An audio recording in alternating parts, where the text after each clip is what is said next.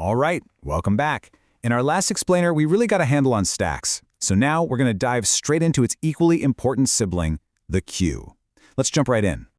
So just as a quick refresher, remember that stacks work on the LIFO principle. That's last in, first out. You know, like that stack of plates, the last one you slap on top is the very first one you take off.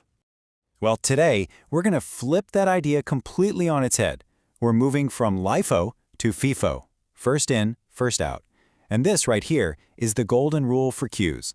So what's on the agenda? First, we'll nail down exactly what a queue is. Then, we'll go looking for them out in the real world, and trust me, they're everywhere. After that, we'll fire up Python and code one up. And most importantly, we're going to spotlight the kind of questions that are almost guaranteed to pop up on your exams. Okay, so what is a queue?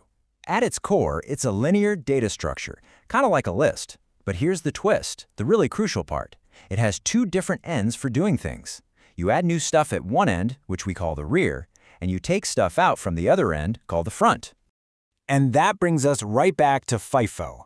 It means exactly what it sounds like. The first thing that gets in line is the first thing that gets to leave. You might also hear this called first come, first served. It's really all about fairness. There's no cutting in line here.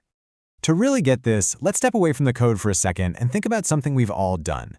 The absolute best way to picture a queue is to, well, picture a queue. You know, like waiting in line for a movie ticket.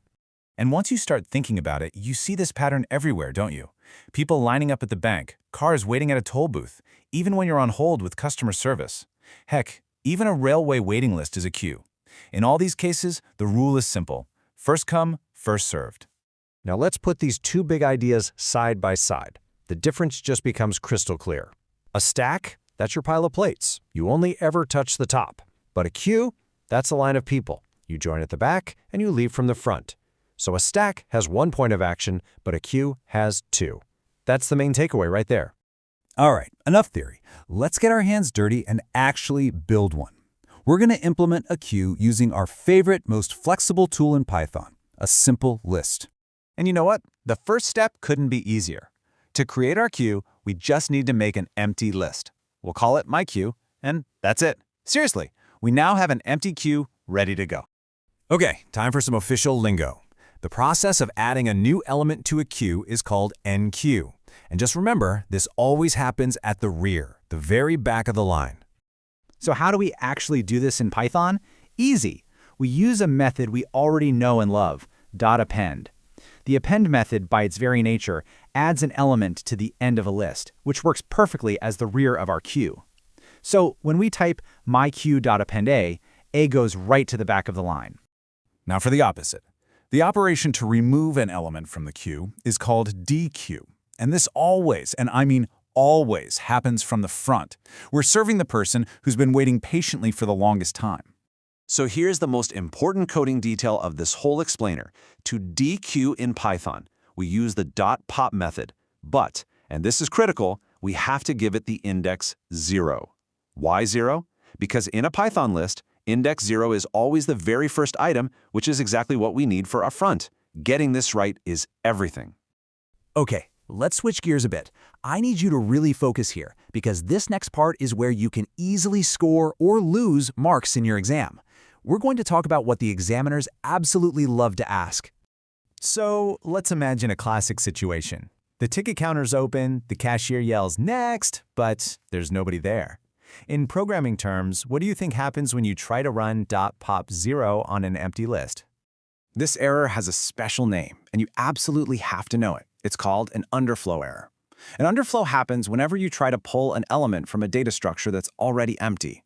It's a key term, so make sure you remember it. Now, let's talk about the single biggest mistake students make with queues in Python. If you just use pop with no number inside, what does it do? It removes the last element, the one at the rear. That's a LIFO operation, which is totally wrong for a queue. You must use pop0 to take from the front. Nailing this detail is a surefire way to impress your examiner. And here we have it. This looks just like a 2 or 3 mark question, doesn't it? Let's quickly run through it. For principle, stack is LIFO, queue is FIFO. For insertion, both use append, but we call it push for a stack and enqueue for a queue. For deletion, this is the big one. Pop for stack, pop0 for queue. And finally, ends used. 1 for a stack, 2 for a queue. Seriously, take a mental screenshot of this table. All right, let's zoom out for a second and look at the big picture. Over these 2 explainers, we've now covered the 2 most fundamental linear data structures in your syllabus, stacks and queues. So think of this as your new data structures toolkit. When a problem screams LIFO, you should immediately think stack, plates, append, and pop. But if it's all about fairness and FIFO, you think queue, a line of people, append, and pop a 0. Each one is a tool for a different kind of job, from reversing strings to managing a printer. And let's wrap up with a final thought to chew on. We've seen how powerful stacks and queues are on their own, but what do you think would happen if you started combining them? How could a stack's power to reverse things, working together with a queue's orderly nature, help you tackle something way more complex? That right there is the next step in your coding adventure. Thanks so much for watching and happy coding!